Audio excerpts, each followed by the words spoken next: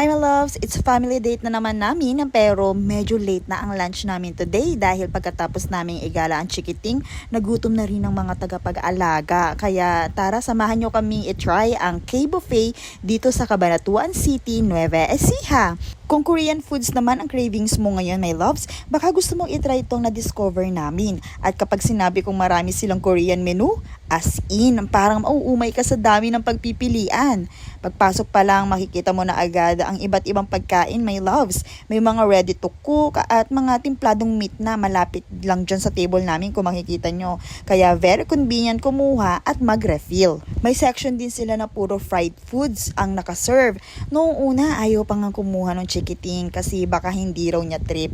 Pero ang nakita niya yung fried enoki roll, bigla siyang nagbago ng isip at kumuha na rin. Talagang minsan, my loves, isang crispy na pagkain lang ang katapat para makonvince ang mga bata.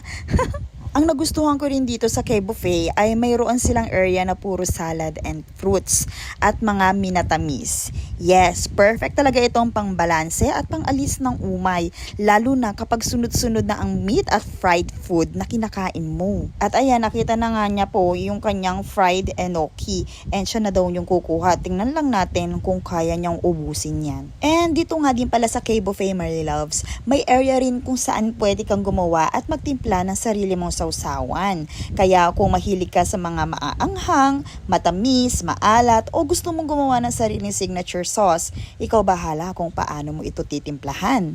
Ako naman talagang nagparami ng kuha. Carbonara at tteokbokki talaga. Ay naku, dahil mukhang masarap at sabi ko okay, share tayo sa table ha. At ayan, ang dami kong kinuha para may matikman kaming lahat.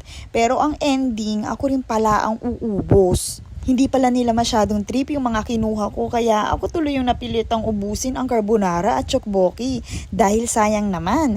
At alam nyo ba my loves, may charge dito kapag maraming naiwan sa plate. Ang mas nakakaloka my loves, hindi ko natuloy nakain ng soup na nasa hotpot dahil sobrang busog na talaga ako. Ayan, sige, kuha. Tikman lahat.